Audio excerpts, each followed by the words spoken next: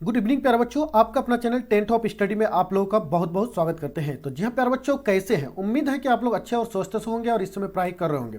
तो प्यारे बच्चों, आज हम क्लास 10th के हिंदी के मोस्ट इंपोर्टेंट क्वेश्चनों को इस वीडियो में कवर करने वाला हूँ, जो आपका मासिक एग्जाम तथा फाइनल एग्जाम में गर्दा उड़ाएगी। तो प्यारे बच्चों, आप शुरू से लेकर अंत तक बने रहिएगा, नहीं तो आपका इंपोर्टेंट क्वेश्चन जो है छूट सकता है।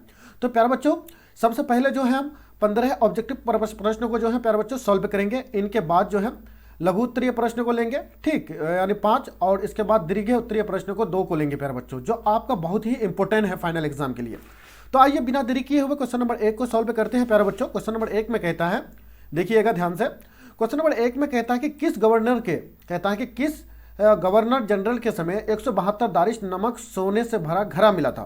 तो वो कौन सा गवर्नर था प्यारे बच्चों, जिसके शासन काल में जो है 172 दारिश नमक सोने का घड़ा मिला था? तो ये जो मिला था प्यारे बच्चों आपका वारेन हेस्टिंग्स के समय मिला था प्यारे बच्चों, ठीक है।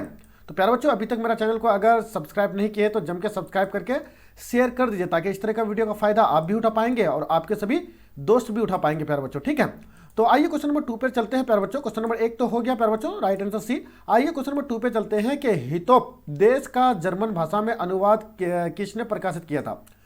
यानी हितोप देश का जर्मन जो था प्यारे बच्चों भाषा में अनुवाद यानी किसने प्रकाशित करवाया था? तो ये जो करवाया था प्यारे बच्चों आपका मैक्स मुलर ने करवाया था। तो आपका राइट आंसर क्या हो जाएगा प्यारे बच्चों? आपका राइट आंसर बी हो जाएगा। आइए क्वेश्चन नंबर 3 पर चलते हैं। तो कहता है कि नृवंश विघा का संबंध किससे है? नृवंश एक विघा है, इसका संबंध किससे है प्यारे बच्चों? तो ये जो आपका हो जाएगा प्यारे बच्चों मानव विज्ञान से है। तो आपका राइट आंसर बी हो जाएगा। आइए 4 पर चलते हैं। क्वेश्चन नंबर कहता है कि मैक्स मूलर ने कालिदास की किस पुस्तक का जर्मन भाषा में अनुवाद किया था? मैक्स मूलर ने कालिदास की वह कौन सी पुस्तक थी जिसमें जर्मन भाषा में अनुवाद किया था प्यारे बच्चों? तो ये जो किताब उनकी बुक जो थी प्यारे बच्चों आपका मेघदूत थी, ठीक है। कौन? मेघदूत, ठीक है। तो आपका राइट आंसर सी हो जाएगा क्वेश्चन नंबर 4 का, ठीक है। आइए क्वेश्चन नंबर 5 पर चलते हैं। क्वेश्चन नंबर 5 में कहता है कि मैक्स मूलर का जन्म कब हुआ था? मैक्स मूलर का जन्म जो है प्यारे बच्चों कब हुआ था? तो वो 1823 ईस्वी में हुआ था मैक्स मूलर का जन्म, ठीक है। क्वेश्चन नंबर 6 में कहता है कि सर विलियम जेम्स समुद्री यात्रा करते हुए भारत कब पहुंचा? सर विलियम्स जोन्स, ठीक, समुद्री यात्रा करते हुए भारत कब पहुंचा था? वो समुद्र में यात्रा किया था जेम्स क्या कहता है कि सर विलियम्स जेम्स ने। तो ये जो भारत जो पहुंचा था, कब पहुंचा था समुद्र के रास्ते से? तो ये जो पहुंचा था प्यारे बच्चों आपका 1783 ईस्वी में पहुंचा था प्यारे बच्चों, ठीक है। तो आपका राइट आंसर डी हो जाएगा सी का। साथ में चलते हैं। कहता है कि मैक्स मूलर के अनुसार सच्चे भारत में दर्शन कहाँ हो सकते हैं? मैक्स मूलर ने कहा था कि सच्चे भारत में अगर कहीं पर दर्शन हो सकता है तो वो कहाँ हो सकता है? तो ये जो हो सकता है प्यारे बच्चों आपका ग्रामीण भारत में हो सकता है, ठीक है। ग्रामीण यानी गांव के इलाकों में हो सकता है प्यारे बच्चों, ठीक है। आइए क्वेश्चन नंबर 8 में चलते हैं कि मेघदूत का जर्मन में अनुवाद किसने किया? अब देखिए किस तरह से क्वेश्चन को घुमाया है प्यारे बच्चों, ठीक है। वहां कहता है, या देखिएगा यहाँ कहता मैक्स मूलर ने कालिदास की किस पुस्तक को जर्मन भाषा में अनुवाद किया? तो ये मूकदेवत ने। आप यहाँ इसी को क्या कहते हैं, मेघदूत का अनुवाद किसने किया है? तो ठीक है प्यारे बच्चों, यहाँ कौन है? मैक्स मूलर है। तो आप जो है आसानी से दे देंगे मैक्स मूलर, ठीक है। इस तरह से प्रश्नों को आपको घुमा करके पूछा जाएगा, इस चीज को याद रखिएगा प्यारे बच्चों, ठीक है। आइए क्वेश्चन नंबर 10 पर चलते हैं। क्वेश्चन नंबर 10 में कहता है कि मैक्स मूलर को देवांतियों का भी देवांती किसने कहा? मैक्स मूलर को देवांतियों का भी देवांती किसने किया है? किसने मतलब कहा उसको प्यारे बच्चों, ठीक है। उसको जो कहा है आपका प्यारे बच्चों स्वामी विवेकानंद ने कहा है प्यारे बच्चों, स्वामी विवेकानंद ने कहा है, ठीक है। किसको? मैक्स मूलर को देवांतियों का देवांती कहा है। आइए क्वेश्चन नंबर 11 पर चलते हैं। कहता है कि प्लेटो और कांट थे महान, कौन था? प्लेटो और कांट थे यानी दोनों का जो है महान कौन, यानी महान जो था प्यारे बच्चों क्या था? तो ये जो था प्यारे बच्चों आपका राइट आंसर बी हो जाएगा, जो क्या हो जाएगा, दार्शनिक हो जाएगा। आइए क्वेश्चन नंबर 12 पर चलते हैं कि मैक्स मूलर ने डैश डैश डैश वर्ष की अवस्था में लिपजिंग विश्वविद्यालय में संस्कृत का अध्ययन प्रारंभ किया था। तो वो कौन सी मतलब ईस्वी में किया था प्यारे बच्चों, कौन सी सदी में किया था? तो ये जो किया था प्यारे बच्चों आपका जो है 18 सदी में किया था। आपका राइट आंसर डी हो जाएगा। क्वेश्चन नंबर 13 पर चलते हैं कि स्वामी विवेकानंद ने देवांतियों का देवांती किसने कहा, यानी किसे कहा? यानी स्वामी विवेकानंद ने देवांतियों का देवांती किसे कहा? देखिए इसको भी घुमाया है प्यारे बच्चों, ठीक है। यहाँ पर क्या लिखा था, ठीक है, कि देवांतियों का देवांत यानी कौन है, किसने कहा है। अब यहाँ कहता है कि स्वामी विवेकानंद देवांतियों का देवांती किसे कहा? तो फटाफट जवाब दीजिए, ठीक है प्यारे बच्चों। यह है कौन हो जाएगा? आप राइट आंसर दीजिए, क्योंकि आपको समझ जाने की और जरूरत नहीं है, क्योंकि मैं पहले ही बोल दिया। ठीक है प्यारे बच्चों, तो ये मैक्स मुलर को कहा है प्यारे बच्चों, किसको? मैक्स मुलर को। राइट आंसर सी हो जाएगा। क्वेश्चन नंबर जो 14 पर चलते हैं कि दारिश नामक सोने की सिक्कों से भरा घड़ा किसे मिला? दारिश नामक सोने से सिक्कों से भरा जो घड़ा मिला, किसे मिला प्यारे बच्चों? तो ये जो मिला प्यारे बच्चों आपका, ठीक है, वारेन हेस्टिंग्स को मिला है। आपका राइट आंसर सी हो जाएगा। आइए क्वेश्चन नंबर 15 पर चलते हैं कि किसके अध्ययन क्षेत्र में भारत के कारण नवजीवन का संचार हो चुका है? किसके अध्ययन क्षेत्र में भारत के कारण नवजीवन का संचार हो चुका है? तो ये जो हो चुका है प्यारे बच्चों, आपका राइट आंसर बी हो जाएगा, जो नीति कथा का। ठीक है, आइए प्यारे बच्चों, आई होप कि आप लोग समझ गए होंगे। 15 जो है ऑब्जेक्टिव प्रश्न था। इसके बाद सब्जेक्टिव प्रश्नों को कवर करते हैं प्यारे बच्चों। सब्जेक्टिव प्रश्न में कहता है सबसे पहले लघु उत्तरीय प्रश्न को, क्वेश्चन नंबर 1 को लेते हैं। तो क्वेश्चन नंबर 1 में कहता है कि धर्मों की दृष्टि से भारत का क्या महत्व है? कह रहा है कि धर्मों की दृष्टि से जो है, नज़ारा से, ठीक है, माध्यम से जो है भारत का जो है महत्व जो है कैसा है प्यारे बच्चों? इस प्रश्न को देखिए कब 2012, 2014 और 2021 को और 2020 को भी पूछा गया है प्यारे बच्चों। हो सकता है 2024 में पूछ ले। तो धर्म की दृष्टि से भारत का महत्व जो है प्यारे बच्चों देख लेते हैं। क्वेश्चन नंबर 1 का राइट आंसर, यानी विश्व विख्यात विद्वान मैक्स मुलर कहते हैं, जो मैक्स मुलर के बारे में जान गए होंगे, ठीक है, वो कहते हैं कि धर्मों की दृष्टि से भारत का विशेष महत्व है। क्या है? बहुत ही बड़ा महत्व है। यानी विश्व की सभ्यता भारत प्राचीनता, क्या होता है? प्राचीनता और विलक्षण, क्या कहता है कि विलक्षणता से बहुत ही कुछ सीखती है।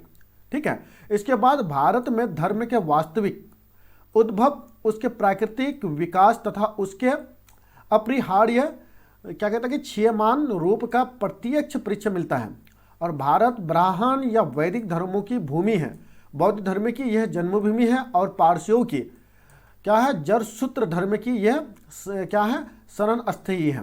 और आज भी यह नित्य नए मतांतर प्रकट का विकसित होते रहते हैं प्यारे बच्चों। ठीक है, तो ये कहा है कौन? मैक्स मुलर ने कहा है। ठीक, आइए क्वेश्चन नंबर 2 पर चलते हैं। क्वेश्चन नंबर 2 में कहता है कि सच्चे भारत के दर्शन कहाँ हो सकते हैं और क्यों?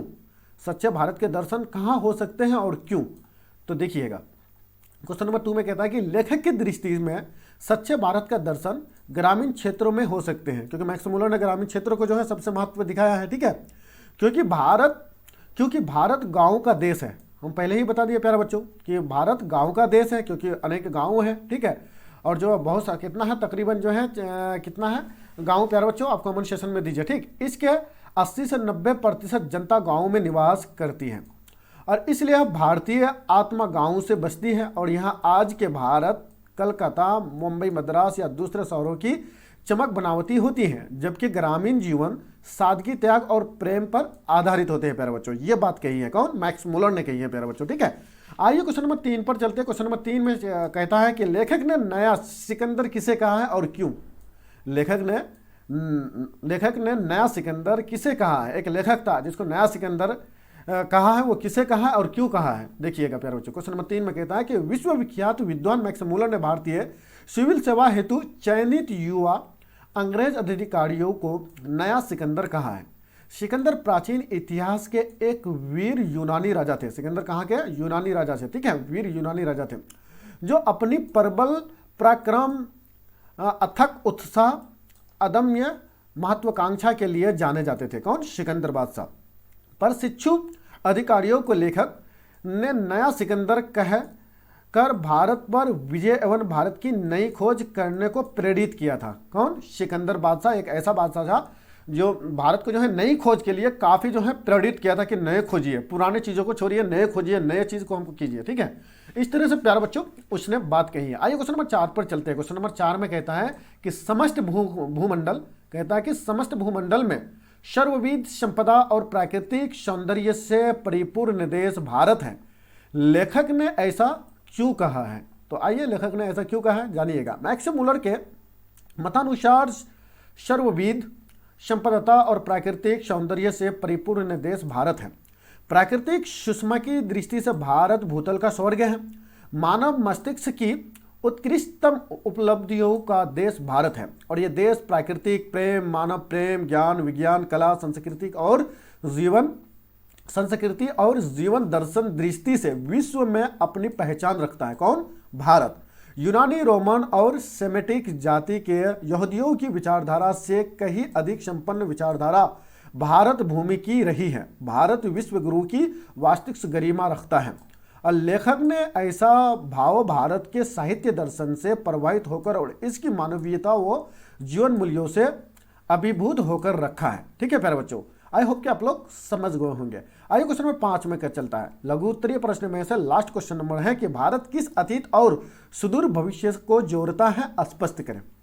तो आइए क्वेश्चन नंबर 5 में कहता है कि भारतीय सिविल सेवा हेतु चयनित युवा अंग्रेज अधिकारियों को संबंधित करते हुए मैक्स मुलर ने कहा है कि भारत में आप अपने आप को सर्वत्र अत्यंत प्राचीन और सुदूर भविष्य के बीच खड़ा पाएंगे और यह मानवीय जीवन का प्राचीनतम ज्ञान विज्ञान है।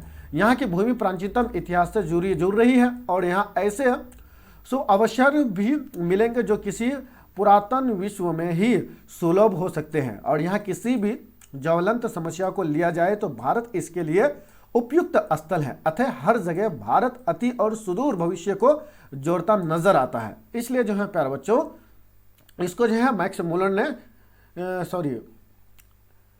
कहता है कि भारत को अतीत और सुदूर भविष्य से जोड़ता है। ठीक है, आइए दीर्घ उत्तरीय प्रश्न को कवर करते हैं। क्वेश्चन नंबर 1 में प्यारे बच्चों, अभी तक सब्सक्राइब चैनल को नहीं किया तो सब्सक्राइब कर लीजिए, बहुत ही इंपॉर्टेंट है प्यारे बच्चों। इस तरह का प्रश्न जो है बहुत कम आपको देखने को मिलेंगे। ठीक है, आइए क्वेश्चन नंबर 1 में कहता है कि कहां पर कम देखने को मिलेंगे, अक्सर यूट्यूब चैनलों में प्यारे बच्चों। ठीक है, क्वेश्चन नंबर 1 में कहता है कि लेखक ने वारेन हेस्टिंग्स से संबंधित किस दुर्भाग्यपूर्ण दुर्घटना का हवाला दिया है और क्यों दिया है। देखिएगा, क्वेश्चन नंबर 1 का दीर्घ उत्तरीय प्रश्न में से कहता है कि वारेन हेस्टिंग्स जब भारत का गवर्नर जनरल था, कौन, भारत का गवर्नर जनरल था, तो वाराणसी के पास उसे 172 दारिश नामक सोने की सिक्कों से भरा एक घड़ा मिला था और वारेन हेस्टिंग्स ने अपने मालिक ईस्ट इंडिया कंपनी के निदेशक मंडल की सेवा में सोने के सिक्के यह समझकर भिजवा दिए कि यह एक ऐसा उपहार होगा जिसकी गणना उसके द्वारा पोषित सर्वोत्तम दुर्लभ वस्तुओं में की जाएगी। किसको प्यारे बच्चों, ये वारेन हेस्टिंग्स है, क्योंकि वो अंग्रेज थे। अंग्रेज क्या थे, गवर्नर थे। ठीक है प्यारे बच्चों, इसलिए जो है ना उसको सौंप दिया था ताकि वो जो है उसी के तरह जो है प्यारे बच्चों वो जाना जाए, इसलिए वो भेज दिया था। ठीक, और इसी प्रकार के स्वयं को अपने मालिकों की दृष्टि से एक महान उदार व्यक्ति प्रमाणित कर देगा। किंतु उन दुर्लभ प्राचीन स्वर्ण मुद्राओं की यही नीति थी कि कंपनी के निदेशक उनका ऐतिहासिक महत्व समझ ही न पाए और उन्होंने उन मुद्राओं को गला डाला और यह एक दुर्भाग्यपूर्ण घटना थी क्योंकि वह एक धरोहर था और अन्वेषण का विषय था प्यारे बच्चों। ठीक, आई होप कि आप लोग समझ गए होंगे। आइए क्वेश्चन नंबर जो है प्यारे बच्चों लास्ट को कवर करते हैं। लास्ट क्वेश्चन नंबर है दीर्घ उत्तरीय प्रश्न में कि मैक्स मुलर ने नया सिकंदर किसे कहा है। मैक्स मुलर ने नया सिकंदर किसे कहा है, ऐसा कहना क्या उचित है, लेखक का अभिप्राय स्पष्ट कीजिए। देखिए क्यों कहा है मैक्स मुलर ने। आइए देखिएगा, लास्ट प्रश्न है प्यारे बच्चों कि विश्व विद्वान मैक्स मुलर द्वारा रचित भारत से हम क्या सीखे शीर्षक आलोक वस्तुतः भारतीय सिविल सेवा हेतु चयनित युवा अंग्रेज अधिकारियों के आगमन के अवसर पर संबंधित भाषणों की श्रृंखला की एक कड़ी है।